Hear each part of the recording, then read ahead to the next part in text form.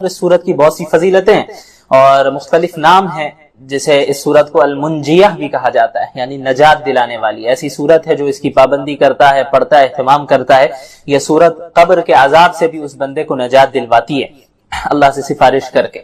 بہرحال سورت کے شروع میں اللہ کی صفات کا ذکر ہے کہ اللہ رب العالمین موجود بھی ہے، اللہ مالک ہے، سب سے بالاتر ہے، آسمان و زمین پر اللہ تعالیٰ کی حکومت ہے اور اللہ تعالیٰ ہر چیز پر قادر ہے، وَهُوَ عَلَى كُلِّ شَيْءٍ قَدِيرٌ۔ اس کے بعد اللہ تعالیٰ نے موت اور حیات کی پیدائش کا ذکر کیا کہ اللہ تعالیٰ نے اس دنیا کو کیوں بنایا اور اس میں انسانوں کو کیوں بنایا اور انسانوں کو زندگی اور موت کیوں دیتا ہے۔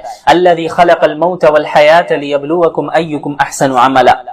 اللہ نے موت اور حیات کو اس لیے پیدا فرمایا تاکہ انسان کو آزمائش میں ڈالے اور امتحان لے کہ بھئی کون کتنا اچھا عمل کر کے آ رہا ہے۔ تو یہ اس دنیا میں جو آنے کا جو ہمارا مقصد ہے اللہ کی عبادت ہے، اور یہ دنیا ایک دارالامتحان ہے، ایگزامینیشن ہال ہے، یہاں پر ہم امتحان دے رہے ہیں۔ جو جتنا اچھے اعمال کر جائے گا ایمان کے ساتھ، اس کا وہی مقام اور اس کو اسی کے مطابق اجر مل رہا ہے۔ اس کے بعد کفار کی حماقت کا ذکر ہے۔ اللہ نے فرمایا کہ آیت نمبر 28 میں قل ارأيتم ان اهلكني الله ومن معي او رحمنا فمن يجير الكافرين من عذاب اليم۔ جو کفار تھے وہ نبی کریم صلی اللہ علیہ وسلم کے انتقال ہونے کا انتظار کرتے تھے، کہتے تھے کہ جب محمد صلی اللہ علیہ وسلم کی وفات ہو جائے گی تو اسلام ختم ہو جائے گا۔ تو اللہ نے کہا کہ آپ کہہ دیجئے ان سے کہ اگر اللہ نے مجھے موت دے بھی دی اور جو ہمارے صحابہ ہیں انہیں بھی اللہ نے جو ہے موت دے دی یا ہم پر رحم کیا، تو تمہیں کون بچانے والا ہے؟ یعنی ہم زندہ رہے اس دنیا میں یا نہ رہے، تمہارا تو دونوں صورتوں میں کوئی تمہارے لیے خیر نہیں ہے۔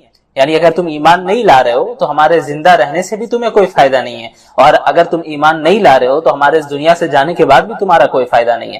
تمہیں تو عذاب علیم میں مبتلا ہونا ہی ہے، تم اپنی خیر مناؤ۔ اس کے بعد سورۃ القلم کی ابتدا ہوتی ہے۔ اس سورت میں اللہ تعالیٰ نے قلم کی قسم کھائی، اس وجہ سے سورت کو سورۃ القلم کہتے ہیں۔ مشرکین کی تردید ہے ما انت بنعمت ربک بمجنون، واللہ کے نبی صلی اللہ علیہ وسلم کو علیاذ باللہ مجنون کہا کرتے تھے۔ تو اللہ تعالیٰ نے قسم کھا کر یہ بات کہی ہے کہ آپ اللہ کے اپنے رب کی نعمت کے بدلے میں اس کے فضل سے آپ مجنون نہیں ہیں۔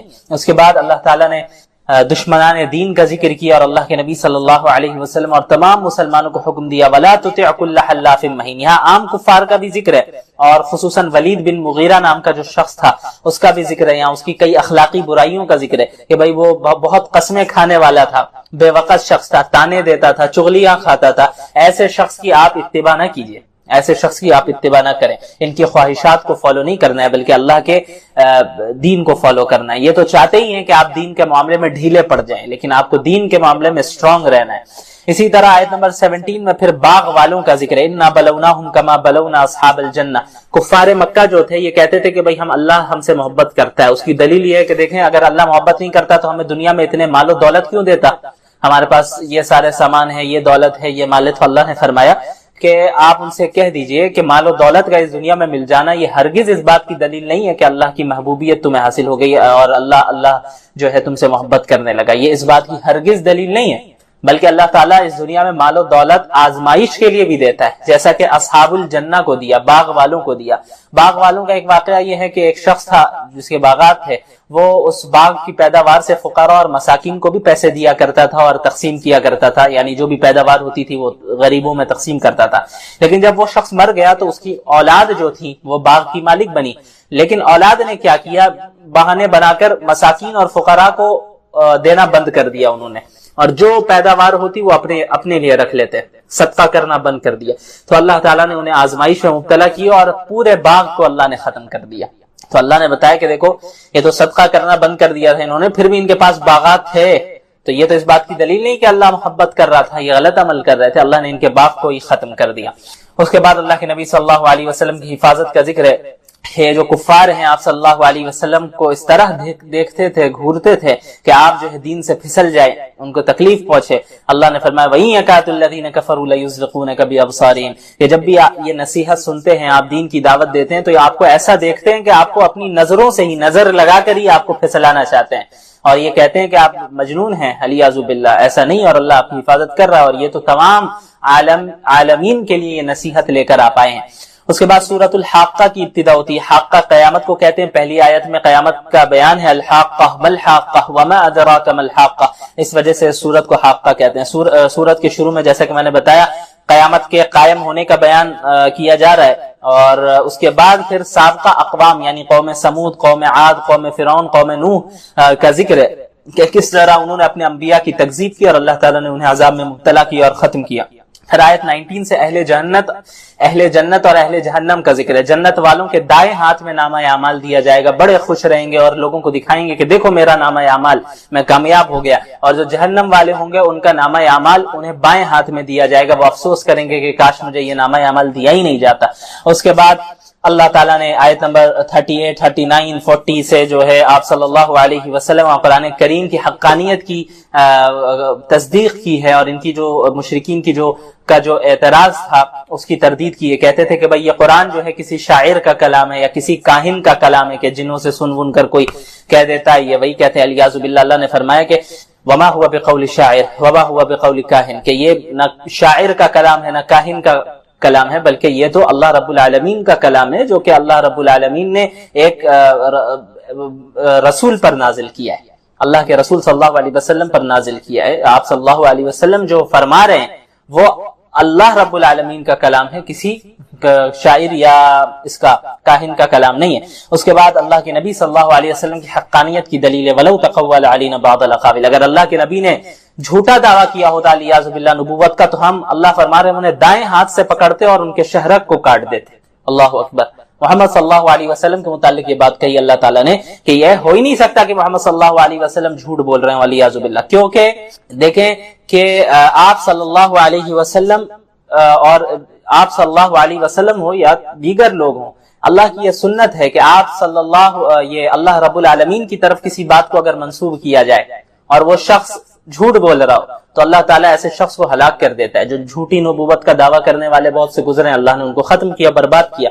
تو اللہ کے نبی صلی اللہ علیہ وسلم کے ساتھ ایسا نہیں ہوا. یہ خود اس بات کی دلیل ہے کہ اللہ رب العالمین یہ فرما رہے ہیں کہ محمد صلی اللہ علیہ وسلم اللہ کے سچے رسول اور سچے نبی ہیں. اس کے بعد سورۃ المعارج کی ابتدا ہوتی ہے. معارج کہتے ہیں چڑھنے کے راستے کو، اس وجہ سے اس کا ذکر ہے، اس وجہ سے اس کو سورۃ المعارج کہا جاتا ہے. شروع میں اللہ تعالیٰ سے عذاب کا ذکر ہے، جو اللہ تعالیٰ کا عذاب نازل ہونے کا، یعنی اللہ تعالیٰ نے فرمایا جو کفار ہوں گے اللہ تعالیٰ انہیں عذاب میں مبتلا کرے گا. تو ایک شخص تھا نضر بن حارث، اس نے یہ کہا سأل سائل بعذاب واقع للکافرین لیس له دافع، مذاق اڑاتے ہوئے کہ بھئی اگر یہ قرآن سچا ہے، آپ سچے ہیں، تو کہاں ہے وہ عذاب؟ لائیے ہم پر، اللہ کا عذاب آنا چاہیے، دکھائیے ہمیں. مذاق اڑاتے ہوئے کہ اللہ نے فرمایا کہ اللہ کے عذاب کو مانگنا نہیں چاہیے، یعنی جب عذاب آ جائے گا، یہ تو اللہ کے نبی کے اختیار میں نہیں ہے کہ کب کس کو عذاب میں مبتلا کرنا ہے، لیکن جب عذاب اللہ کا آ جائے گا تو پھر اس عذاب کو دور کرنے والا کوئی نہیں رہے گا. اس کے بعد قیامت کی ہولناکی کا ذکر آیت نمبر 8 سے. یوم تکون السماء کالمہل وتکون الجبال کالعہن، کہ قیامت کے دن آسمان سیاہ ہوں گے اور پہاڑ روئی کی طرح بکھر جائیں گے، اور ایک دوست دوسرے دوست کے سامنے کھڑا ہوگا لیکن کوئی کسی کے کام نہیں آنے والا. بہت گہرا دوست جو ہوتا ہے، جو انسان اس دنیا میں ایک دوسرے کے لیے قربانی دیتا ہے، قیامت میں کوئی کام نہیں آنے والا. اس وقت مجرمین یہ چاہیں گے کہ وہ اپنے پورے خاندان کو، اپنے گھر والوں کو، بال بچوں کو، سب کو اللہ کے حوالے کر کے صرف اپنے آپ کو بچا لے. وہ چاہیں گے کہ بھئی میرے بدلے میں پورا خاندان چلے جائے جہنم میں لیکن ہم بچ جائے. ایسی ہولناکی ہوگی، ایسا خوف ہوگا اور ایسی دہشت پھیلی ہوگی. اور یہ جو ہے چاہیں گے کہ پوری دنیا میں جتنا مال و دولت ہے سب لے کر اللہ کو ہم دے دیں اور ہم جہنم کی آگ سے بچ جائیں. لیکن اللہ فرمائیں گے کلا، ہرگز نہیں. آج تو اعمال کی بنیاد پہ، ایمان اور اعمال کی بنیاد پر جزا و سزا ملنی ہے. تم نے غلط کیا ہے، تم کفر میں مرتکب رہے، اب تمہیں جہنم میں جلنا ہوگا. آج کوئی ماں باپ، اولاد، مال و دولت کچھ کام نہیں آنے والا، کوئی تعلقات، کوئی سورس کچھ کام نہیں آنے والا. آج تو ایمان اور اعمال صالحہ کی بنیاد پر فیصلہ ہونا ہے. اس کے بعد قیامت کی ہولناکیوں کا ذکر ہو گیا تو اب اہل جنت کا ذکر ہے، ان کی صفات کا ذکر ہے. الا المصلین الذین هم علی صلاتهم دائمون، کہ جو جنت والے ہوں گے جو نماز کی پابندی کرتے ہوں گے، فقراء مساکین کو صدقہ و خیرات دیتے ہوں گے، اس کے علاوہ اپنی شرمگاہوں کی حفاظت کرتے ہوں گے، جھوٹی گواہی نہیں دیتے ہوں گے. اس طرح کی صفات کا بیان. اس کے بعد فرمایا کہ یہ وہ لوگ ہیں جو اللہ تعالیٰ انہیں جنت عطا کرے گا اور باغات میں عزت کے ساتھ رہیں گے.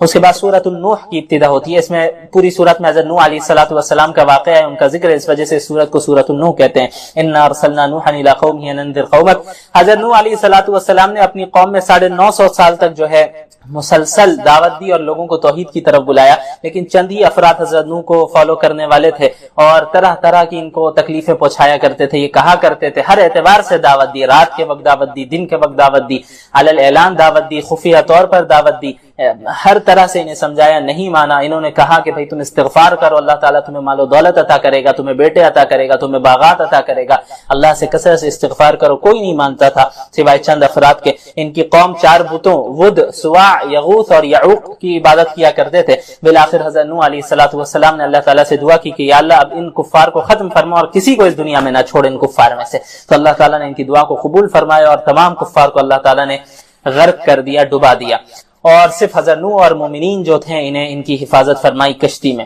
اس کے بعد سورۃ الجن کی ابتدا ہوتی ہے. اس میں جنات کا ذکر ہے جو کہ نبی صلی اللہ علیہ وسلم کی زبان سے انہوں نے قرآن کریم کی تلاوت سنی اور وہ ایمان لے آئے, تو اس وجہ سے سورت کو سورۃ الجن کہتے ہیں. جنات, یہ جو جنات ہیں یہ اللہ کے نبی صلی اللہ علیہ وسلم کی بعثت سے پہلے آسمانوں میں جاتے تھے اور کچھ خبریں لے آیا کرتے تھے. فرشتے آپس میں کچھ ڈسکس کر رہے ہیں جو آگے دنیا میں ہونے والا ہے, اللہ نے انہیں کچھ حکم دیا ہے, تو وہ باتیں خبر سن کے آ جایا کرتے تھے. لیکن جب آپ صلی اللہ علیہ کچھ 100% تو نہیں بھئی, تھوڑی بہت باتیں سن کے آ کر جو ہے کاہنوں کو بتاتے. لیکن جب اللہ کے نبی صلی اللہ علیہ وسلم کی بعثت ہو گئی تو پورے آسمان میں اللہ نے جو ہے زبردست طریقے سے یہ پابندی لگا دی کہ اب جن وغیرہ, شیاطین وغیرہ آسمانی خبر کو نہیں سن سکتے جا کر. تو جب یہ جانے لگے آپ کی بعثت کے بعد تو انہیں فرشتوں نے جو ہے مار کر بھگایا وہاں سے, تو یہ پریشان ہو گئے کہ بھئی اب کیا ہو گیا, ایسا کیوں ہو رہا ہے, پہلے تو ایسا نہیں ہوتا تھا.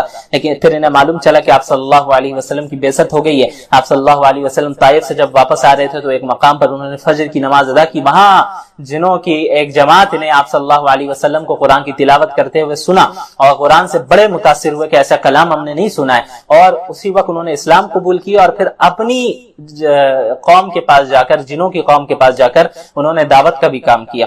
اور اس میں اللہ تعالیٰ نے اچھا یہ بھی اس صورت میں بتایا گیا, جنوں میں بھی اچھے لوگ ہیں, جنوں میں بھی برے لوگ ہیں, یعنی جنوں میں بھی نیک لوگ ہوتے ہیں, جنوں میں بھی فاسق و فاجر لوگ ہوتے ہیں, اور یہ بھی مکلف ہے شریعت کو فالو کرنے کے, ان کے ساتھ بھی جنت جہنم کا معاملہ ہے. اس کے بعد اللہ تعالیٰ نے آیت نمبر 26 میں فرمایا عالم الغیب فلا یظہر علی غیب احد, کہ علم غیب اللہ تعالیٰ کی خاص صفت ہے, عالم الغیب ہونا. کہ اللہ جس رسول کو جتنی غیب کی خبریں بتانا چاہتا ہے اللہ تعالیٰ بتاتا ہے. کامل علم غیب تو صرف اللہ کے پاس ہے, اور بعض غیب کی خبریں اللہ جس نبی کو چاہتا ہے بیان کرنا وہ بتا دیتا ہے. اس کے بعد سورۃ المزمل کی ابتدا ہوتی ہے. مزمل کا معنی ہے چادر میں لپٹنے والا. چونکہ نبی کریم صلی اللہ علیہ وسلم پر جب پہلی وحی نازل ہوئی تھی تو آپ صلی اللہ علیہ وسلم کو پر اتنی زبردست ذمہ داری آئی تو آپ کو گھبراہٹ بھی ہونے لگی اور انہیں سردی لگنے لگی. تو حضرت خدیجہ رضی اللہ عنہا سے انہوں نے کہا کہ زملونی زملونی, مجھے چادر میں لپیٹ دو, چادر اڑاؤ چادر اڑاؤ. تو آپ چادر میں لپٹ گئے. تو اسی لیے اللہ تعالیٰ نے ازراہ شفقت اور محبت آپ صلی اللہ علیہ وسلم کو اس طرح پکارا, یا ایھا المزمل, اے چادر میں لپٹنے والے. اس کے بعد تہجد کی فرضیت کا ذکر ہے. قم اللیل الا قلیلا نصفہ او انقص منہ قلیلا. شروع میں تہجد کی نماز اللہ کے رسول صلی اللہ علیہ وسلم کے ساتھ ساتھ تمام مسلمانوں پر فرض تھی کہ یہ جو ہے رات کے آخری حصے میں اٹھ کر تہجد کی نماز پڑھنا. یہ تمام مسلمانوں میں, اللہ کے نبی پر تو تھی, تمام مسلمانوں پر بھی یہ نماز فرض تھی. لیکن بعد میں اللہ تعالیٰ نے امت کی آسانی کے لیے اس کی فرضیت کو منسوخ کر دیا تقریباً 1 سال کے بعد. لیکن اس کے باوجود جو ہے یہ سنت اور مستحب کے درجے میں ہے ہی کہ ایک انسان اٹھے اور اس وقت اللہ سے لو لگانا اور دعا مانگنا, اور جو دعا کی قبولیت کا وقت ہوتا ہے وہ ہے ہی بہرحال, لیکن فرض کے درجے میں نہیں ہے اس امت کے لیے. اس کے بعد اخیر میں 4 چیزوں کا حکم دیا: نماز کی پابندی کرنا, زکوٰۃ ادا کرنا, صدقہ دینا, اور اللہ تعالیٰ سے اپنے گناہوں کی معافی مانگنا, استغفار کرنا. پھر سورۃ المدثر کی ابتدا ہوتی ہے. مدثر کا بھی وہی معنی ہے جو مزمل کا ہے, یعنی چادر میں لپٹنے والے. اس کے بعد اس سورت کی ابتدا ہوتی ہے. آپ یہ جو اللہ تعالیٰ نے پکارا یا ایھا المدثر یا ایھا المزمل, یہ محبت میں آپ صلی اللہ علیہ وسلم کو اس طرح پکارا ہے. یہاں پہ کئی حکم دیا اللہ کے نبی کو. قم فانذر, آپ اٹھیں اور لوگوں کو اللہ کے عذاب سے ڈرائیں. وربک فکبر, اپنے رب کی تکبیر بیان کرے. وثیابک فطہر, اپنے کپڑوں کو پاک کریں. والرجز فہجر, اور گندگی کو یعنی شرک اور بت پرستی کو آپ چھوڑ دیں. یعنی آپ تو تھے نہیں اس میں, یعنی والرجز فہجر, بت پرستی سے آپ دور ہو جائیں, آپ یہ سمجھ جائیں کہ یہ بالکل باطل ہے, غلط ہے, اب توحید کی دعوت دینا ہے. اس کے بعد آیت نمبر 31 میں کفار کی آزمائش کا ذکر، علیہا 19 جہنم کے جو نگراں فرشتے ہوں گے ان کی تعداد اللہ تعالیٰ نے 19 رکھی ہے، 19 فرشتے جہنم کی نگرانی کریں گے، اور یہ تعداد ان کے کفار کے امتحان کے لیے کہ یہ اسے قبول کرتے ہیں یا اس کا مذاق اڑاتے ہیں۔ تو کفار نے مذاق اڑایا، بعض نے یہ کہا کہ بھائی 17 سے تو میں نپٹ لوں گا، 2 سے جو ہے تم لوگ نمٹ لینا۔ تو اللہ نے فرمایا کہ یہ جو ہے ان کی آزمائش کے لیے ہے۔ اللہ نے فرمایا، اور یہ جو فرشتے ہیں ان کے ساتھ تو ایسا نہیں ہو سکتا کہ کوئی انسان مقابلہ کر لیں، یہ فرشتے جو ہے بڑے طاقتور ہیں، اللہ نے انہیں ایسی قوت دی ہے کہ پورے ملک کو اٹھا کے پٹک دیں گے، یہ اللہ نے ان کو اتنی طاقت دی ہے، اللہ کے حکم سے یہ کر سکتے ہیں ان چیزوں کو۔ تو کون شخص ہوگا ایسا جو جہنم کے نگراں سے لڑ کر جہنم سے باہر نکل جائے گا۔ بہرحال اس کے بعد آیت نمبر 42-43 میں جہنم میں جانے کی وجہ بیان کی گئی ہے۔ پہلے جب جنت والے جنت میں چلے جائیں گے تو جہنمیوں سے سوال کریں گے، ما سلککم فی سقر قالوا لم نکن من المصلین، ارے تم جہنم میں کیوں چلے گئے؟ تو وہ کہیں گے کہ ہم نمازیں نہیں پڑھا کرتے تھے، ہم مساکین کو کھانا نہیں کھلایا کرتے، اور جہاں دین کا مذاق اڑتا تھا تو ہم بھی بیٹھ کر مذاق اڑایا کرتے تھے، اور قیامت کے دن کا ہم انکار کیا کرتے تھے۔ تو یہ وہ ان کے برے اعمال تھے جن کی وجہ سے وہ جہنم میں چلے گئے۔ اس کے بعد سورۃ القیامہ کی ابتدا ہوتی ہے۔ سورت میں چونکہ قیامہ کا لفظ ہے اور اللہ نے قیامت کی قسم کھائی ہے، اس لیے سورت کو سورۃ القیامہ کہتے ہیں۔ لا اقسم بیوم القیامہ ولا اقسم بالنفس اللوامہ، اللہ تعالیٰ نے قیامت کی بھی قسم کھائی اور نفس لوامہ کی بھی قسم کھائی۔ نفس لوامہ انسان کی طبیعت میں ایک ایسے مادے کو کہتے ہیں جو انسان کو برائی پر ملامت کرتا ہے، وہ نفس، وہ مادہ کہ بھئی تم نے برا کیا، اس سے گلٹی فیل کراتا ہے کہ تم نے غلط عمل کیا، تو وہ جو مادہ ہے اسے نفس لوامہ کہتے ہیں۔ اللہ نے قسم کھائی اور فرمایا کہ یہ انسان کہتے ہیں کہ ہم ان کی ہڈیاں جب گل جائیں گی، ختم ہو جائیں گی، تو ان ریزہ ہو جائیں گی، تو ان کی ہڈیوں کو میں کیسے زندہ کر دوں گا۔ اللہ نے فرمایا کہ ہڈیاں تو دور کی بات، بلا قادرین علی ان نسوی بنانا، ہم ان کی انگلیوں کے پوروں کو بھی دوبارہ زندہ کر دیں گے، ان کے فنگر ٹپس کو بھی دوبارہ زندہ کر دیں گے۔ سب جانتے ہیں کہ یہ جو فنگر ٹپس ہیں فنگر پرنٹ کے اعتبار سے ہر انسان کے مختلف ہیں، یہ میچ نہیں کرتے، الگ الگ ہے۔ اللہ نے فرمایا ہڈیاں تو کسی بھی سب کی برابر ہی ہیں، ہم ان فنگر ٹپس کو بھی جو ہے دوبارہ زندہ کرنے پر قادر ہے، دوبارہ بنانے پر قادر ہے۔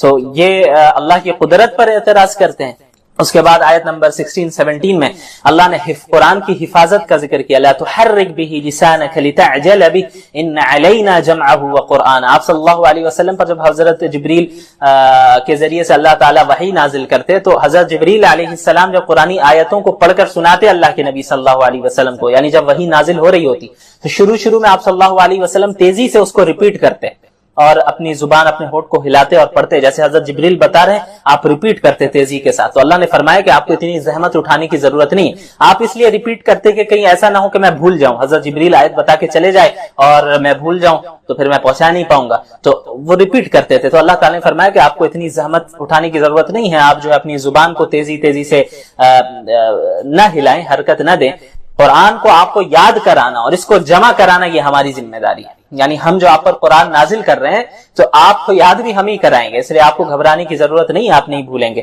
انشاءاللہ۔ اس کے بعد آیت نمبر 37 میں پھر جنت والوں کا ذکر ہے کہ قیامت کے دن ان کے چہرے تر و تازہ ہوں گے اور وہ اپنے رب کا دیدار کریں گے۔ قیامت کے دن اللہ تعالیٰ کا دیدار نصیب ہوگا اہل جنت کو۔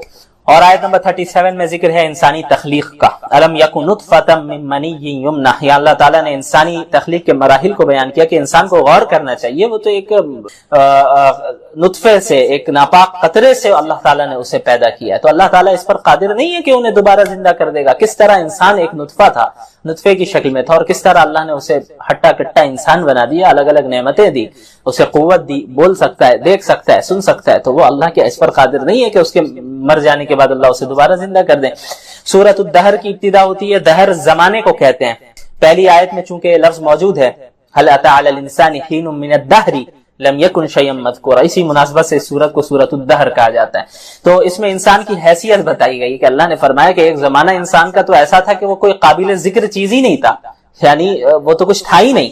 اللہ تعالیٰ نے جو ہے پھر اسے نطفے سے پیدا کیا اور اسے قابل ذکر بنایا، اللہ نے جو ہے اسے نعمتیں دی، اللہ نے اسے آنکھیں دی، کان دیے، ہاتھ دیے، پیر دیے، تو یہ اللہ نے بعد میں اسے عطا کی ہیں، ان ساری چیزوں کو اللہ نے عطا کیا ہے، اور اس سے پہلے تو یہ کوئی قابل ذکری چیز نہیں تھا انسان۔ تو اللہ نے جو ہے آزمائش کے لیے اسے پیدا کیا ہے، اور جب ہم نے اسے نعمتیں ادا کر دی تو اب جو ہے یہ کیا کرتا ہے؟ اللہ کی ناشکری کرتا ہے، اللہ کی نافرمانی کرتا ہے۔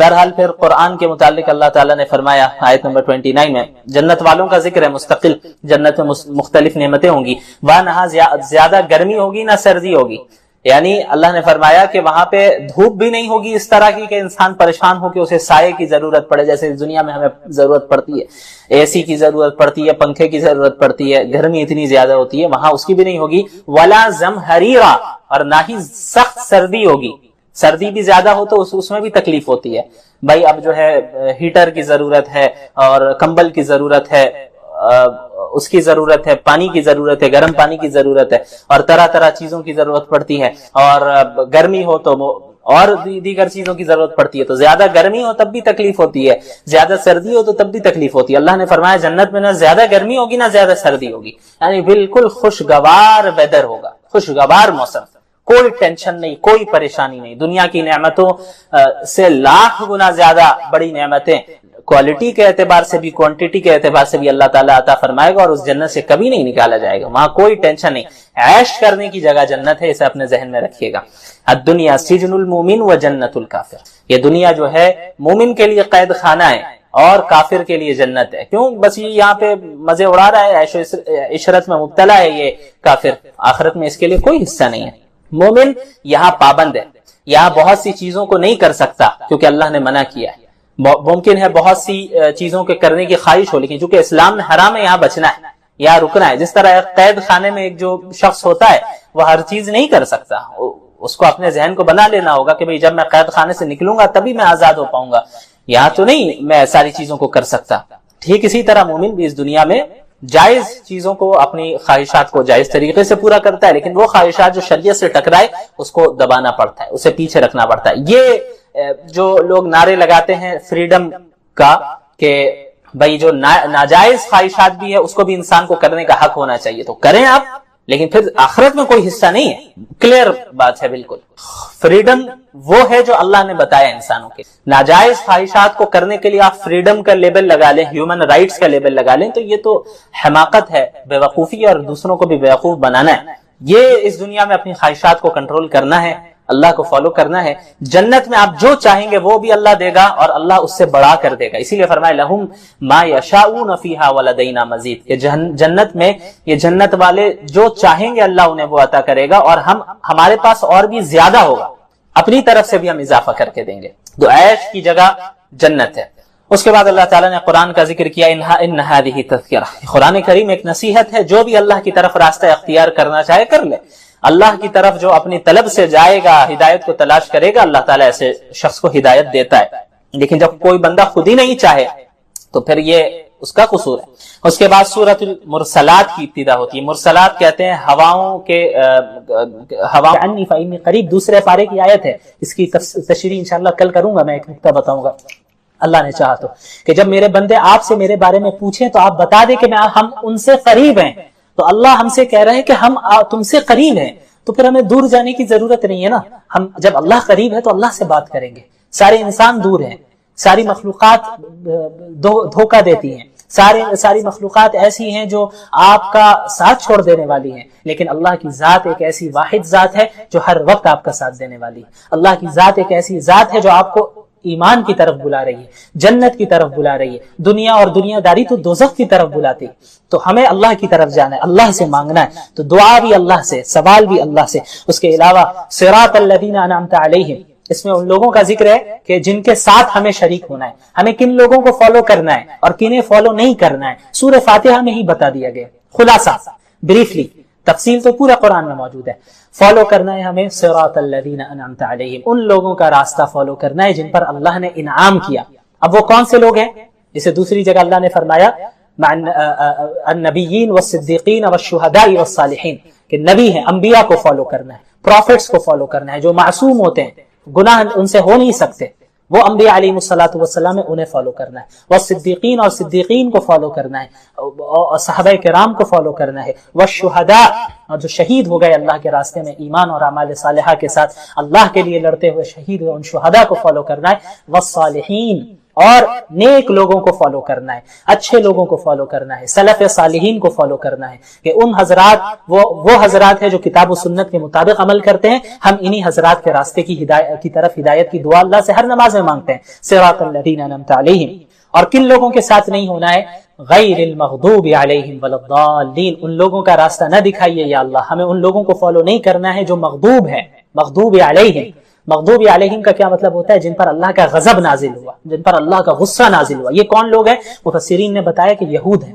تو یہود کیسے ہو گئے مغضوب علیہم؟ ان کے پاس علم موجود تھا، تورات کا علم تھا، تورات میں مذکور تھا کہ محمد رسول اللہ صلی اللہ علیہ وسلم آخری نبی آئیں گے، لیکن انہوں نے ریجیکٹ کر دیا، علم ہونے کے بعد بھی عمل نہیں کیا۔ تو جو لوگ علم ہونے کے باوجود اللہ کی نافرمانی کرتے ہیں، عمل نہیں کرتے، وہ مغضوب علیہم ہیں، ان پر اللہ کا غضب نازل ہوتا ہے۔ تو ہم سب پناہ چاہتے ہیں ایسے افراد میں ہم داخل نہ ہو، اور ولا الضالین، اور نہ ہی ہم ضالین میں ہونا چاہتے ہیں۔ ضالین کون ہے؟ جو لوگ گمراہ ہیں، سیدھے راستے سے بھٹکے ہوئے، یہ وہ لوگ ہیں جن کے پاس علم ہی نہیں ہے، علم کے بغیر عمل کرتے ہیں۔ اور ظاہر ہے جب علم کے بغیر عمل کیا جائے گا تو پھر بدعات داخل ہو جائیں گی، خرافات داخل ہو جائیں گی، اور آپ ادھر ادھر بھٹکنے لگیں گے، سیدھے راستے سے ہٹ جائیں گے۔ تو یہ ضالین ہیں جن میں نصارہ کو مفسرین نے ذکر کیا ہے۔ تو نہ ہمیں ایسا بننا ہے کہ علم ہونے کے باوجود ہم عمل نہ کریں، اور نہ ایسا کرنا ہے کہ ہم اندھی تقلید کریں، بلائنڈلی فالو کریں کسی کو بھی، علم نہیں ہے بس جو کر رہا ہے ہم بھی کرنے لگ جائیں، یہ بھی نہیں۔ ہمیں کتاب و سنت اور سلف صالحین کو تھامے رکھنا ہے۔ بہرحال سورۃ الفاتحہ یہ بہت اہم سورت ہے، اس کا خلاصہ مختصر میں نے بتا دیا۔ اس کے بعد سورۃ الفاتحہ کے بعد جس سورت کی ابتدا ہوتی ہے اسے سورۃ البقرہ کہتے ہیں۔ اب بقرہ کا مطلب کیا ہوا؟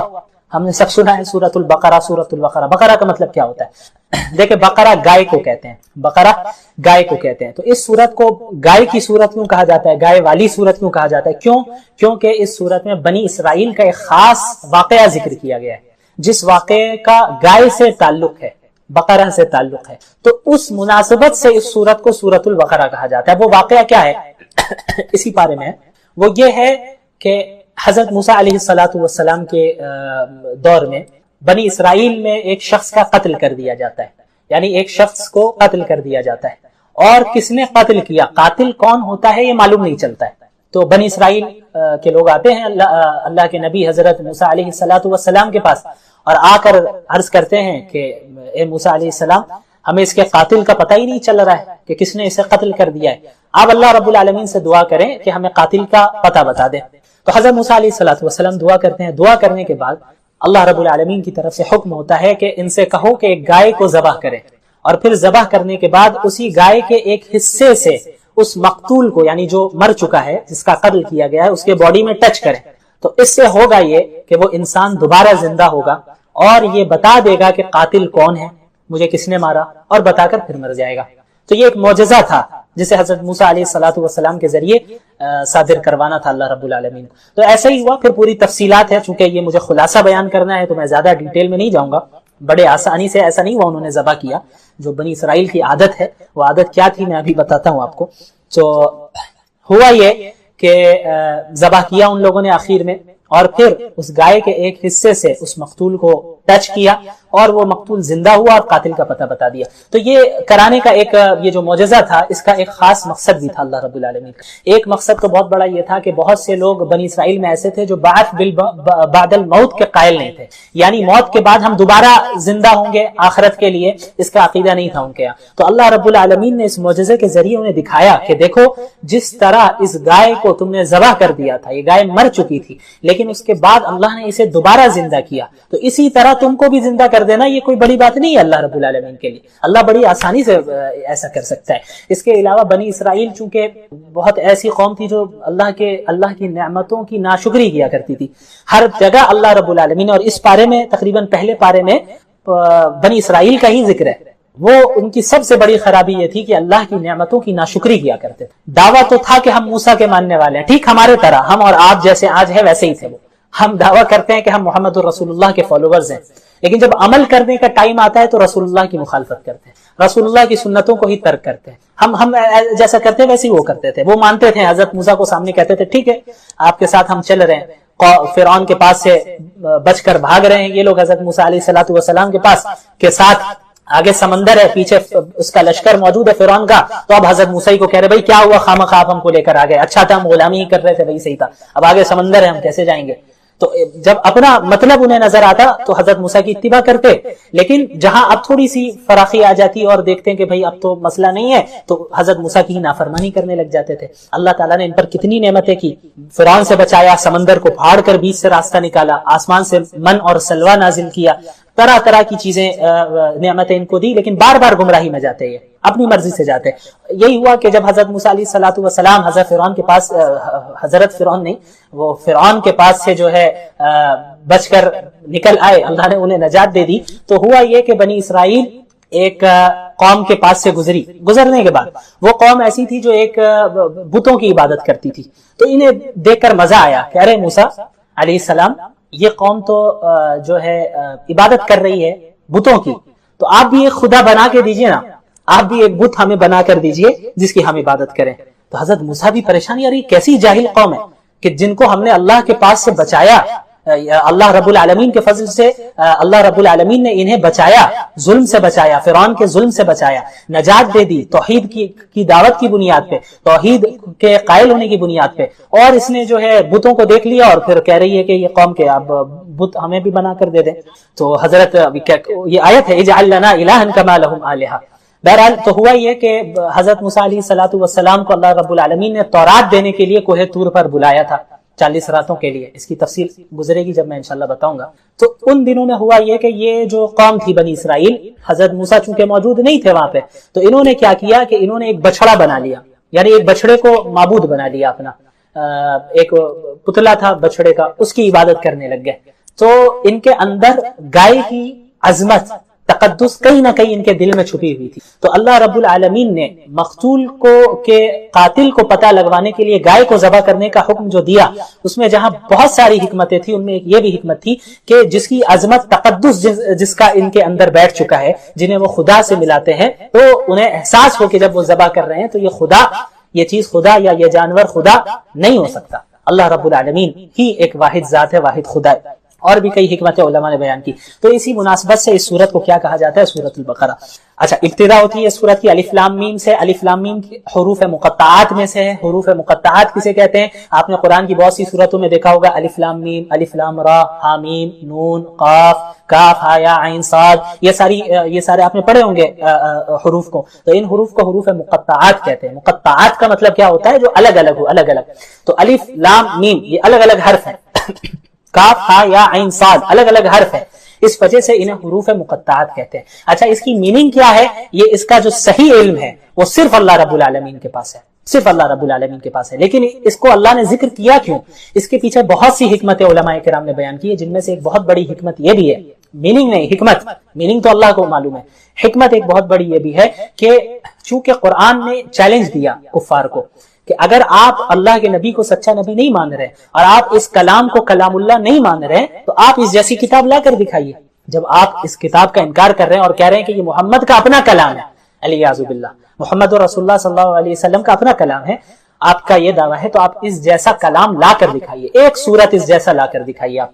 تو الف لام میم، کاف، ہا یا عین صاد، ان حروف مقطعات کے ذریعے ایک حکمت اس کے پیچھے یہ بھی ہے کہ اللہ رب العالمین نے یہ بھی پیغام دیا کہ دیکھو یہ وہی حروف ہیں، الف سے لے کے یا تک وہی حروف ہے، الف لام میم، کاف، ہا یا عین صاد، یہ الفابیٹس میں سے ہی ہے، عربک الفابیٹس میں سے ہی ہے، یہ وہی حروف ہیں جن کو استعمال کر کے تم بھی بات کرتے ہو، جن کو استعمال کر کے تم بھی اپنا کلام بناتے ہو۔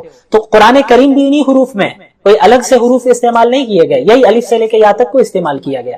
انہی حروف کا استعمال کرنے کے باوجود قرآن کریم فصاحت اور بلاغت میں اور اپنے کلام کے اعتبار سے، اپنے معنی کے اعتبار سے اتنے بلند مقام پر ہے کہ اس جیسا کلام کوئی پیش نہیں کر سکتا۔ تو تم بھی تو انہی حروف کو استعمال کرتے ہو نا۔ اگر تم کہتے ہو کہ یہ قرآن اللہ کا کلام نہیں ہے، تو اس جیسی صورت استعمال کر کے بنا کر لاؤ انہی حروف کو استعمال کر کے۔ تو یہ بھی ایک بہت بڑی حکمت ہے ان حروف مقطعات کی۔ بہرحال سورۃ البقرہ کی ابتدا ہوتی ہے تو شروع میں انسانوں کی 3 قسمیں بیان کی گئی۔ پہلی قسم انسانوں کی ہے مومنین کی، 3 گروہ ہے، 3 گروپس ہے، ان کا ذکر ہے۔ پہلا گروہ ہے مومنین کا، پہلا گروہ ہے مومنین کا، اور دوسرا گروہ ہے کافرین کا، اور تیسرا گروہ ہے منافقین کا۔ تو پہلے مومنین کا ذکر ہوتا ہے، پھر کفار کا ذکر ہوتا ہے، پھر منافقین کا۔ مومنین کی خاص صفات کو گنایا اللہ نے، الذین یؤمنون بالغیب، مومنین وہ ہیں، متقین وہ ہیں جو غیب پر ایمان لاتے ہیں، غیب پر ایمان لانے کا کیا مطلب؟ غیب کسے کہتے ہیں؟ غیب ہر اس چیز کو کہتے ہیں جو آپ اپنے سینس آرگنز کے ذریعے اور اپنی عقل، محض عقل کے ذریعے اس چیز کا نالج حاصل نہیں کر سکتے. مثلا آخرت، مثلا جنت، مثلا جہنم، یہ ساری ایسی چیزیں ہیں، یا زندگی کے بعد، موت کے بعد دوبارہ زندگی، یہ ساری ایسی چیزیں ہیں جو غیب ہیں، غیب کی چیز ہے، جنہیں ہم اپنے سینس آرگنز کے ذریعے تو نہیں چھو سکتے، دیکھ سکتے کہ بھئی یہاں جنت دکھ رہی ہو مجھے. تو اللہ رب العالمین نے محمد رسول اللہ صلی اللہ علیہ وسلم کے ذریعے انسانیت کو غیب کی چیزوں کے متعلق جو بھی خبریں دی ہیں ان پر ایمان لانا، بغیر دیکھے ایمان لانا، یہ ایمان کی شرط ہے. مومنین وہ ہے کہ اللہ کے نبی نے کہا ہے بس ہم ایمان لاتے ہیں، رسول اللہ کی صحیح قول، صحیح حدیث موجود ہے، آپ نے غیب کے متعلق یہ خبر دی ہے، تو اب میری عقل بظاہر مجھے لگ رہا ہو کہ میری عقل کو سمجھ میں نہیں آ رہا ہے، یہ بات سمجھ میں نہیں آ رہا ہے، یہ بات سمجھ میں آ نہیں رہی ہے عقل کو، میری عقل کو، تو ہمیں یہ نہیں کرنا ہے کہ بھائی اللہ کے نبی صلی اللہ علیہ وسلم نے کہا ہے تو پتہ نہیں صحیح بھی کہا ہے نہیں بھی کہا ہے، تو یہ ایمانی کیسا؟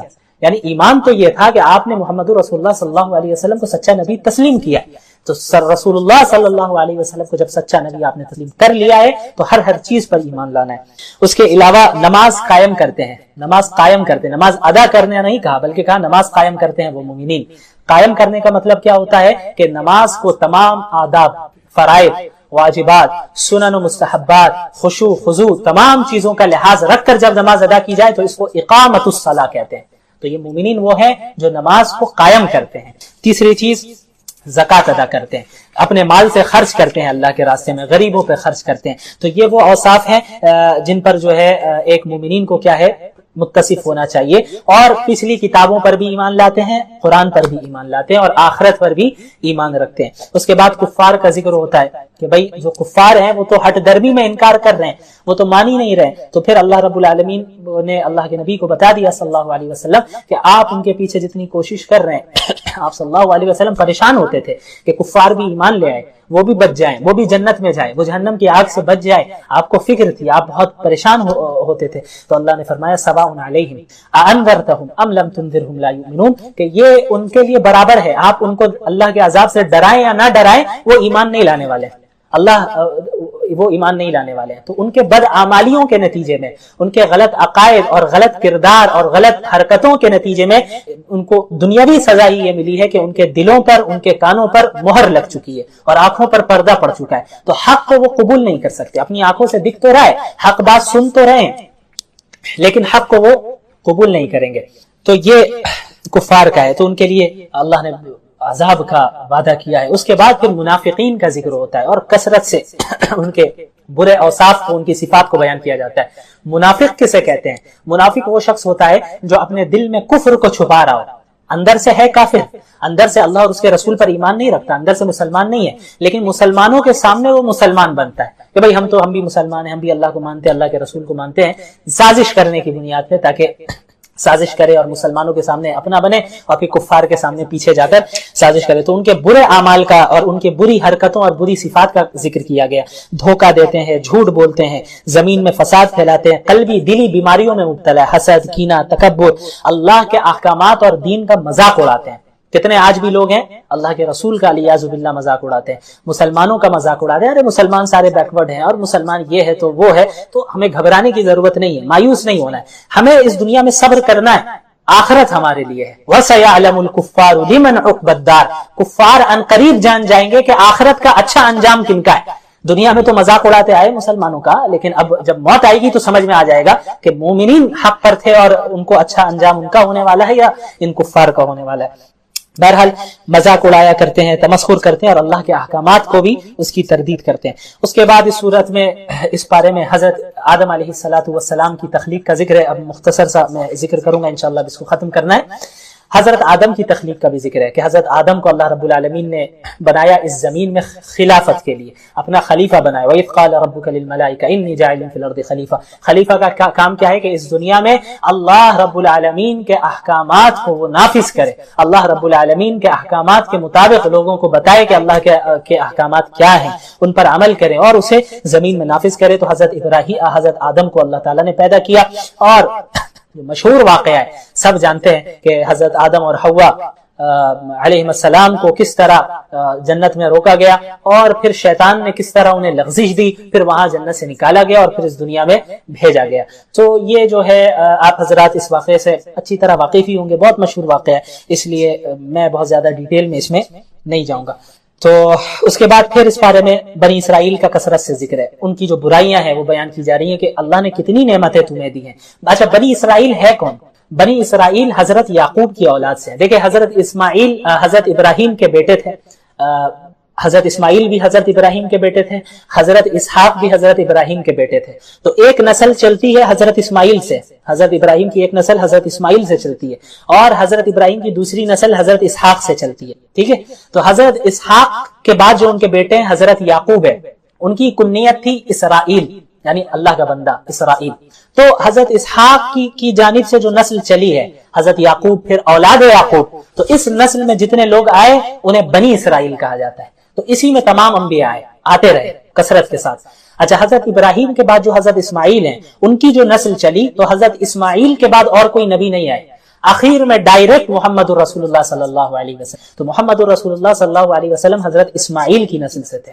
تو یہ حضرت اسحاق کی جو نسل چلی، حضرت اسحاق، پھر یعقوب، اور پھر نیچے جو نسل چلی، انہیں بنی اسرائیل کہتے ہیں۔ تو ان میں کثرت سے اللہ تعالیٰ نے انبیاء کو بھیجا ہے، تو ان پر اتنی نعمتیں کی، اس کے باوجود اللہ کی نافرمانی کرتے۔ کئی انبیاء کو بنی اسرائیل نے قتل کیا، اور دعویٰ ہوتا تھا کہ بھائی ہم تو انبیاء کی اولاد میں سے ہیں، ہم تو بنی اسرائیل ہیں، ہم تو حضرت ابراہیم اور یعقوب اور اسحاق کی اولاد میں سے، ہم میں انبیاء پیدا ہوتے ہیں، تو ہم تو اللہ کے محبوب ہیں۔ تو اللہ تعالیٰ نے انہیں جو ہے ٹھیک کیا کہ بھئی اللہ کا وہی ہوگا جو عمل درست کرے گا، محض کسی خاندان میں، نبی کے خاندان میں ہو جانا یہ کافی نہیں ہے نجات کے لیے۔ نجات اسی وقت ملے گی جب عقائد بھی درست ہوں گے، اعمال صالحہ بھی درست ہوں گے، انبیاء کی اتباع بھی کرو گے۔ تو بنی اسرائیل نے کثرت سے جو ہے خلاف ورزی کی اور نافرمانی کی، بار بار ان کی تلقین کی جا رہی ہے کہ ان کو تلقین کی جا رہی ہے کہ سیدھے راستے پہ آؤ۔ حضرت موسیٰ پریشان ہو جایا کرتے تھے، چند تو ہوتے تھے افراد ایسے جو بالکل اطاعت کرتے تھے، لیکن ایک بڑی تعداد ایسی ہوتی تھی جو وقتی طور پر اطاعت کرتی اور پھر نافرمانی کرنے لگ جاتی، جو ہم اور آپ جیسا کہ آج کر رہے ہیں۔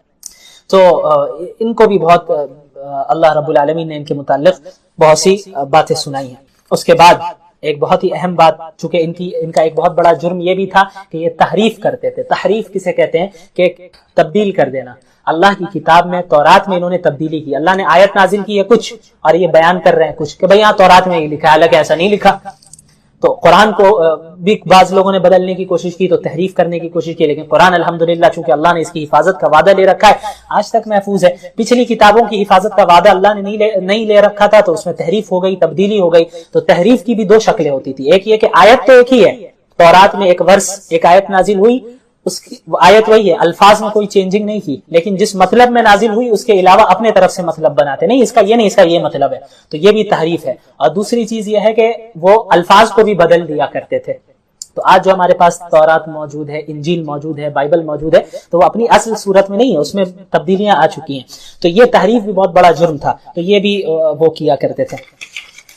اس کے بعد پھر وہی اس کا ذکر ہے بقرہ کا، جو میں نے پہلے ہی بتا دیا۔ اس کے بعد ہاروت اور ماروت کا ذکر ہے۔ ہاروت اور ماروت دو اچھا، یہودیوں میں ایک بہت بڑا جرم سحر کا بھی تھا، سحر کیا کرتے تھے یہ، اور آج بھی بہت زیادہ ہے ان میں، کہ سحر کرتے اور سحر کے ذریعے میاں بیوی کے درمیان تفریق پیدا کرتے، سحر کر کے لوگوں کو تکلیف پہنچا